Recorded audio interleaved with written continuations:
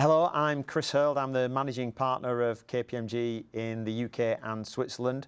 Joined today by David Smith, the Economics Editor of the Sunday Times, and Yael Selfin, our Vice Chair and Chief Economist, to discuss some of the challenges that our incoming Prime Minister might face from an economic perspective.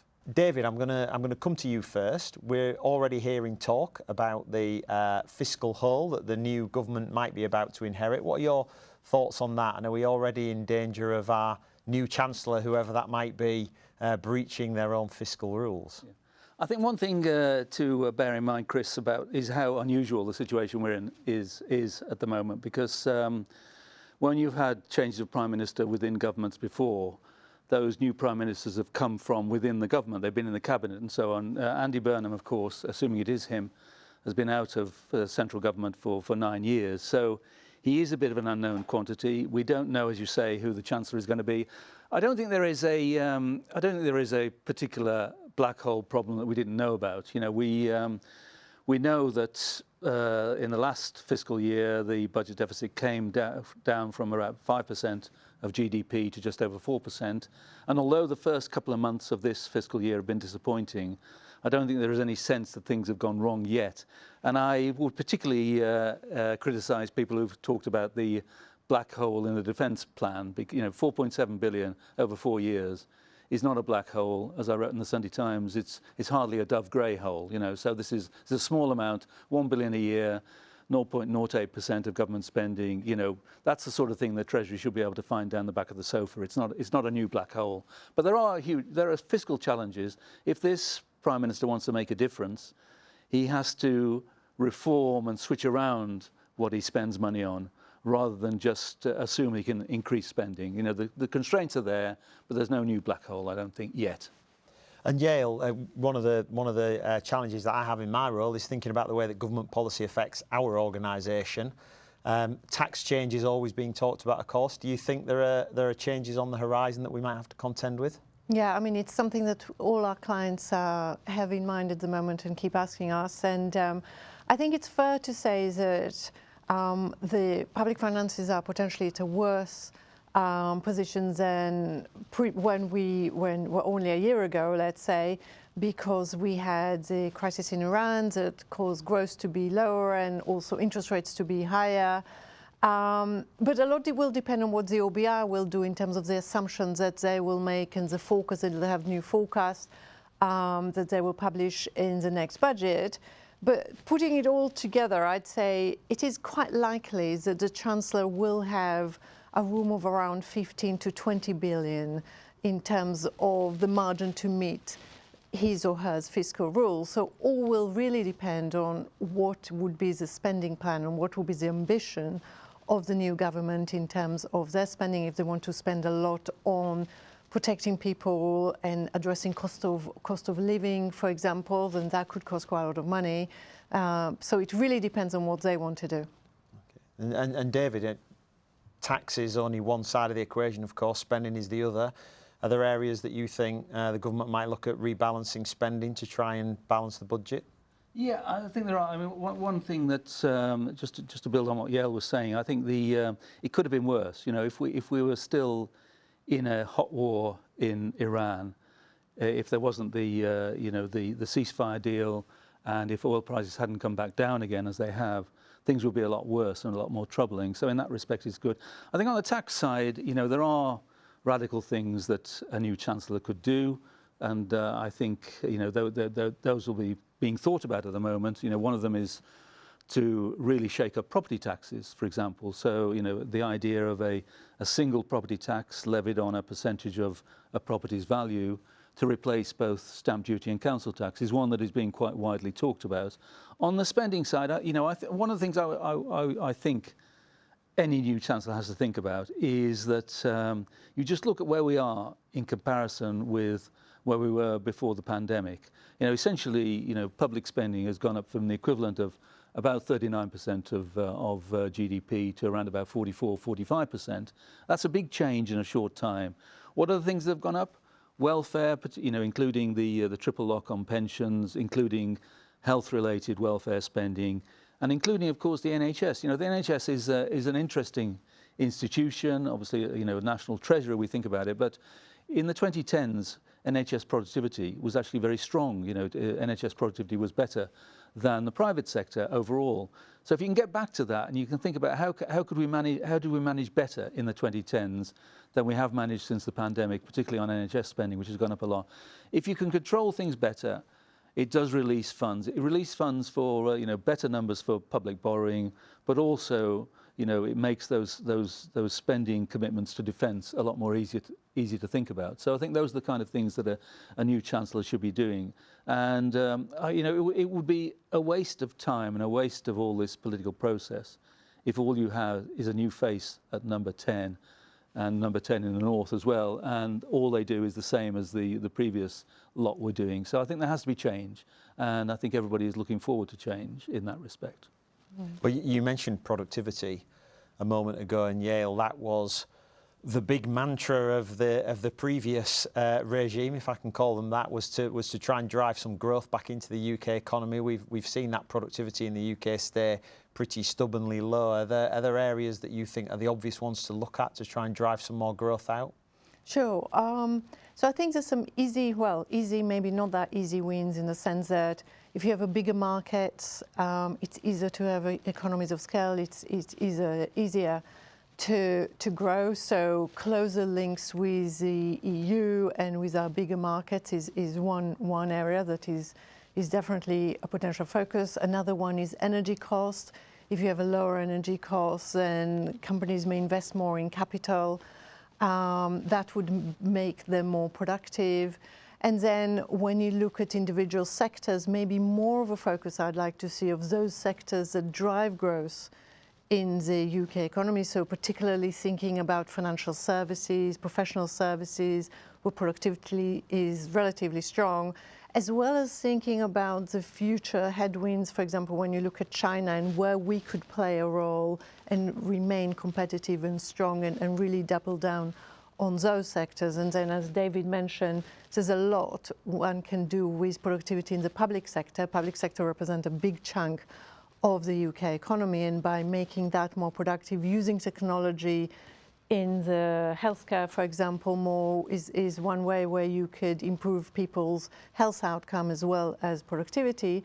And then just looking on the labour side, if you like, I think increasing access to childcare at a bigger scale, maybe offering 50 hours a week for the eligible working families to bring more people back to the labour force is one thing that will be helpful, not just because of productivity, but actually also in terms of welfare.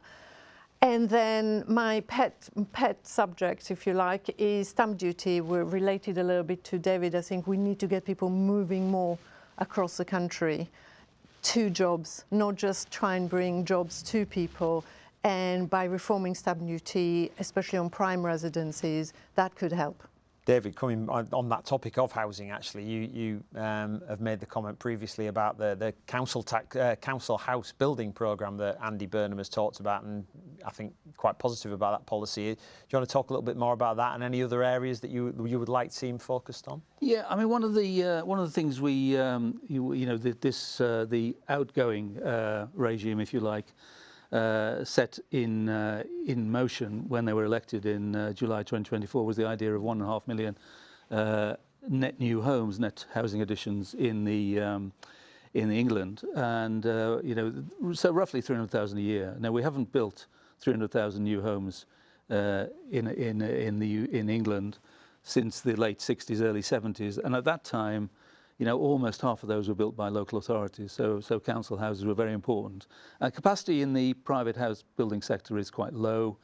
150,000, 170,000 is about what they can do. So if you can somehow, have I think it would have to be different to, what it was in the 1950s and 1960s under Harold Macmillan and Harold Wilson and all the new towns we had then and so on. But there is certainly scope there. I mean, and Andy Burnham, when he said this about the 1.5 million gap in the council house market, was really referencing the Margaret Thatcher's right to buy legislation, which is a very popular policy. but it's one that took the heart out of the social housing sector in the UK. So if you can think about that, house building is a great way of generating jobs and growth, and it's, and one of the things we've suffered from in the house building sector in recent years has been the loss of workers, particularly from the EU. So that a lot of EU workers who are involved in construction have gone back.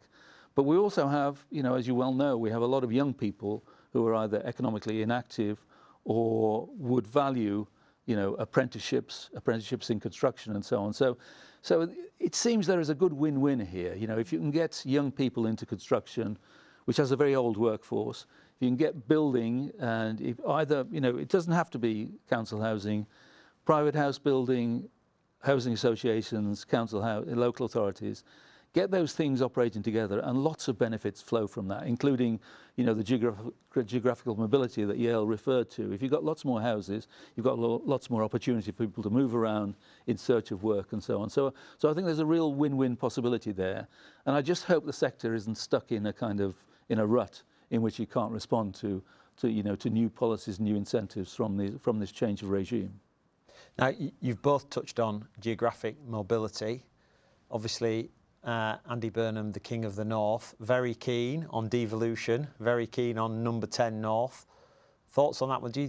I spent a big part of my career working in the UK regions as part of our North business. Is it going to make a difference, Yael, do you think?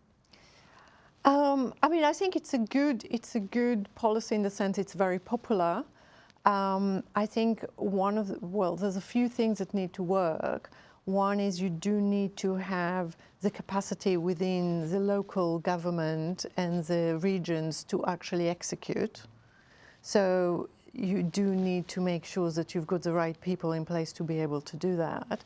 And then the other thing that I think is really important is a coordination of policy between different departments. So for example, if you build a new housing estate, you need to make sure that the education provision and the utilities and staff and all of that is also there. A lot of it can be done locally, but some of it is not necessarily devolved. So you just need to make sure the departments still work together. And then you do need to work across regions a little bit as well, because especially when you look at infrastructure projects, they tend to be across regions. So you need to have the different regions to coordinate between themselves, even though they're devolved. I think these things are, you just see the downside of even positive announcements of the sort that Yael was just talking about. So number 10 in the North is going to be in Manchester. So you get complaints from Newcastle, Leeds, even Cornwall saying, what about us? They don't seem to mind when it's all run from Westminster, but when it's in other parts of the North. And I think there have been initiatives over the years, so for example, in Darlington, there's this Treasury, this economic campus, which has got 1,000 people there. Young Treasury officials love to be placed there because they can afford housing up in a way they can't afford in London. It's a positive initiative. What you always have to think about is whether, which has been the case with regional policy in the UK forever, that you put bits of government departments out in the regions, but you don't really move much decision-making there. And that means that they're outposts. They're outposts of an empire which still is run from London. I think that is a risk for Andy. Turning around the north-south divide, if we might call it that, and as Yael says, collaboration between regions is very important. Economic differences within regions are bigger than economic differences between them. So Greater Manchester doing very well, under Andy Burnham's term as mayor and before that, but differences between Greater Manchester and other parts of the northwest are enormous. So there's prosperity which doesn't necessarily spread. You go up to the northeast, you've got places there. Newcastle is doing pretty well. Other parts of the northeast are not. So doing something on a scale that doesn't leave most people dissatisfied is, I think, really a huge political challenge. So people will say, what about the equalising opportunity, equalising incomes and so on? Where did that all go? And there's a great danger of failure in this, in promising something, promising devolution, which doesn't really make much difference, and so on. So I think the jury is still a bit out on this. It's obviously something he wants to do because it's worked in Manchester. But I've always thought that that Greater Manchester was almost unique in the sense that you could get all those local authorities cooperating together in a way that you couldn't do in the North East, you couldn't do in the West Midlands to the same extent. So there's work to be done there, I think, and there's a great danger of disappointment on that. Definitely couldn't do it in Yorkshire. I can say that with confidence. Can I ask a question that struck me as you were talking? You talked because you mentioned closer ties with the EU, and one of the challenges of the current Prime Minister has been his focus on foreign rather than domestic policy. How easy do you think it is to separate the influence that the international markets have on the UK economy as opposed to lots of what we've talked about so far as being the domestic policy agenda, hasn't it? It's really interesting that when you look at public opinion, for example, at the moment you have the actual people, if you like, the people are much more in favour of closer relationship to the EU than previously. And I think the issue that we have at the moment, and it's a broader issue about regulation and deregulation, that businesses want more stability. So it's really a question of how you go about it and whether it's actually going to help or not. And it's not just what we want, it's also how we approach the EU and what deal we get. So it's two-sided, and I think there's fault in both sides. If you like, we haven't necessarily always negotiated it well, but it's also the EU that demanded maybe a little bit too much. So I think you have to have a much clearer approach and focusing on sectors that really matter. For example, financial services, that is never discussed or hardly ever discussed, whereas we focus on sectors, on things that are not really that big for the economy. So I think that could help. I don't think Andy Burnham will be rushing to the White House with an invitation from the King, because I think Sir Keir Starmer established a little bit of a reputation as the kind of Trump whisperer, but everything we've seen suggests it didn't really work very well. It didn't stop the insults. It didn't really make much difference, in the long term when it came to tariffs. So I think there is. So I think he'll have a different approach. I mean, one of the things where we are.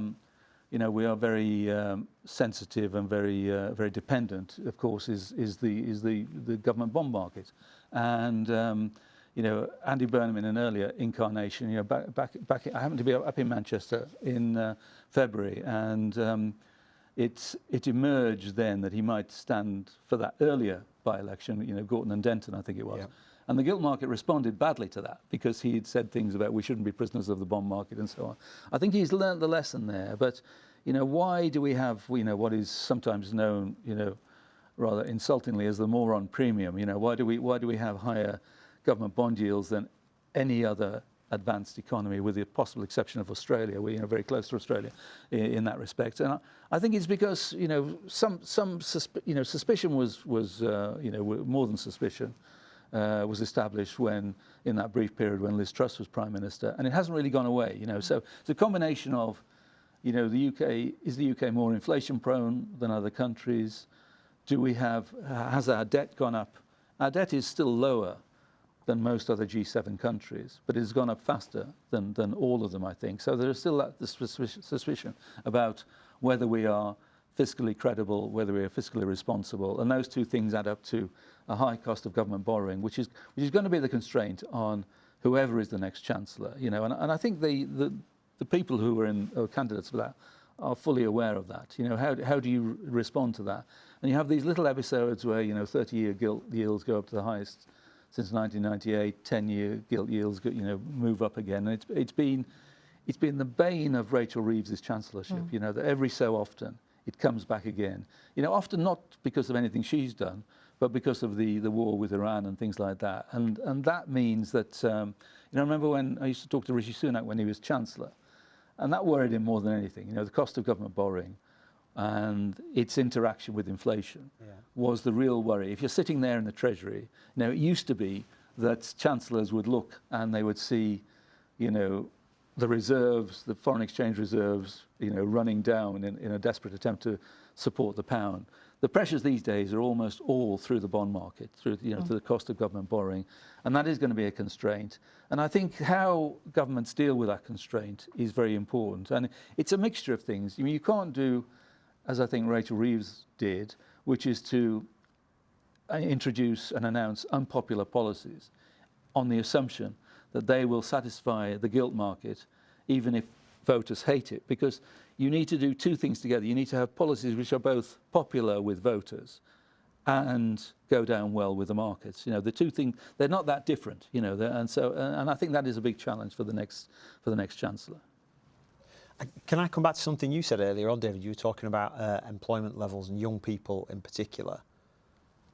Do you think there is more opportunity there in terms of the sort of supply side of the labour market? Could we do more to encourage more people back into the workplace? You mentioned childcare credits, for example, but other ideas around that topic?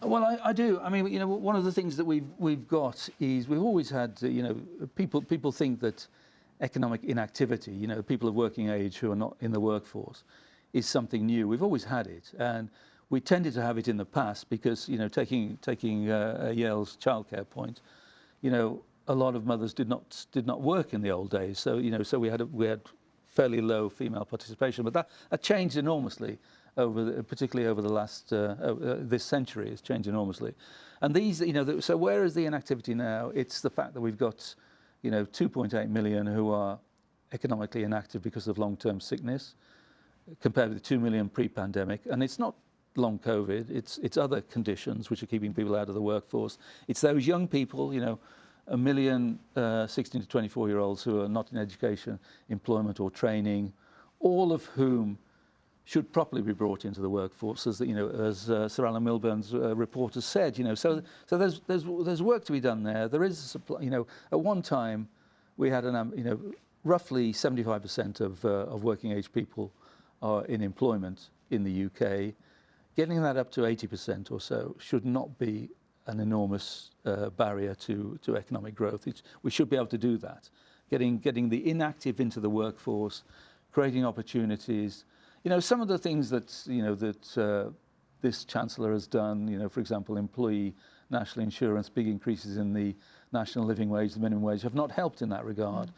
But it's also attitudinal. You know, the people who can see, you know, what's the point of working? You know, I'm not saying that you can have a better life on benefits than in work, but when jobs are so difficult to come by for young people, you know, when it's a grind of, you know, putting in hundreds of applications, getting no responses, you know, so I think there is work to be done for businesses as well here. You know, businesses have got to be mindful of the next generation. And the next generation wants more than a non-response to an employment application. When you advertise a job, every person who's applied for that job should get a response of some sort. They shouldn't be met with silence. So I think it's a kind of tripartite thing there. You know, so there's something for the workers to do, or the non-workers. There's something for businesses to do. There's something for government to do, and it could be a lot better than it is. You know, we're wasting the most valuable resource we have is our people, you know, and we're wasting those by letting them, you know, go onto the scrap heap almost from the time they leave school. So I think there's an enormous amount that could be done in that regard. Net zero. So one of the potential candidates to be Chancellor, as we understand, obviously very committed to that particular goal. Where do you sit on the influence that agenda has, and how consistent is it with the search for economic growth? I think ultimately in the long term it's important. There's ways of funding it. So we in the UK are funding it more in terms of adding it to the cost of households than others. Other countries funded it more through general taxation. So it means that our energy costs are higher as a result of that, which is to some degree okay in the sense that you want to discourage wasteful energy usage. But it is making us less competitive as well at the same time. Yeah, I think all these things are, you know, they're a problem of when you've got slow growth, and we've had slow growth for, you know, almost 2 decades now. You know, people were very comfortable with the kind of policies associated with net zero when we had stronger economic growth, because we could afford it. We have quite a good record in terms of carbon emissions in this country. Obviously because we've farmed some of them out to China. But but at the same time, I think when growth is not there, when people feel squeezed, and when businesses feel squeezed, and there are problems. We've got the highest industrial electricity costs in the advanced world. We've got, as Yael was hinting but not quite saying, we don't exploit the North Sea as a transition energy source as much as we should do, and I think when you've got slow growth, people are going to be dissatisfied with anything that they can pin on it. I don't think that net zero policies are that much to blame for our slow growth, but if you read certain newspapers, you'll think they're entirely to blame for it.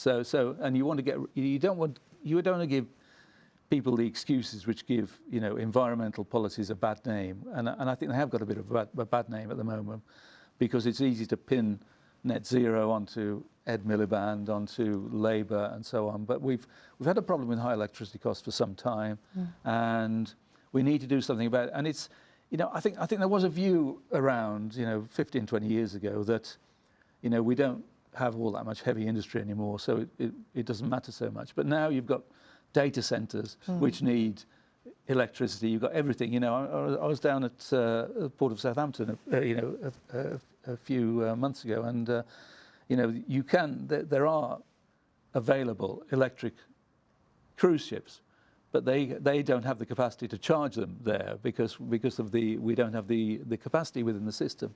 All those things we need to do, in terms of better electricity supply and so on. So I think the net zero story needs to be amended from the government. It shouldn't be seen as a barrier to growth in a way that it is at the moment, I think.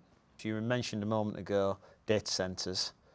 So any organisation commercially, and I'm sure it's true of our government, looking for productivity gains is thinking about technology. They're thinking about AI specifically. Are you believers that this could be the unlock in terms of improving labour force productivity, economic performance generally? David, do you want to go first on that? I think it would be terrible if it wasn't. I think we all see, and AI as the cavalry that's coming over the hill to rescue, as I say, almost 2 decades of weak productivity growth. But I think there's a danger there that, two dangers. One is that we're not particularly high AI adopters in this country within businesses, particularly SMEs. So that needs to be, you need a mission there, which is saying, a lot of the focus, including in the media, which I would accept, is on the dangers of AI. We need to focus on the benefits of AI. But also, I think we shouldn't, because AI is going to be a productivity driver. We shouldn't forget about all the other productivity drivers. So we need higher levels of business investment. 10% of GDP in the UK compared with 14% for most of our competitors. Better infrastructure, more innovation, and better skills. You can't forget about all those traditional drivers of productivity just because AI is coming along. Maybe I'll just add that it is probably going to be a bit of a longer journey that people are hoping, and it's been very important to be patient. It could take up to 10 years before we see the full fruit of the new technology, which is relatively fast. There's still a lot to do in terms of investment, and we know that as a firm how long it takes for our clients to embed AI, and it's still early stages. And I agree with David that it's a lot about upskilling people, and also it's an opportunity for young people rather than, I think, a threat. We just need to make sure we turn it around. But it's also a big question on infrastructure we touched on earlier in terms of, given AI and given where us as a nation is going in terms of what we will be producing, what type of infrastructure we actually need. And given that we don't have a lot of money to spend it on, we need to make sure that our government focuses on the infrastructure we need in the future. Well, that's pretty much all we've got time for. I'd like to say thank you to David and to Yael for some fascinating insights, and thank you to all of you for taking the trouble to watch.